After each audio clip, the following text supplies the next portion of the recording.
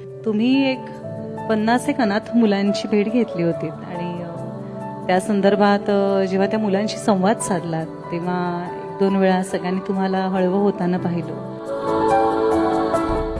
त्या मुलांना आज रोजगार मिळाला पाहिजे यासाठी तुम्ही 1% आरक्षणाचा निर्णय घेतलात आणि तुम्हाला असं वाटतं की हा तुम्हाला सर्वाधिक समाधान देणारा निर्णय होता.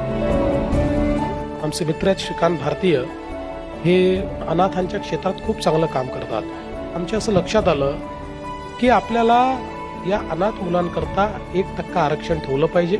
आणि मला अतिशय आनंद आहे, 800 मुलं म्हणजे मुलं आणि मुली ही या 1% आरक्षणामुळे महाराष्ट्र शासनामध्ये नोकरीला लागली.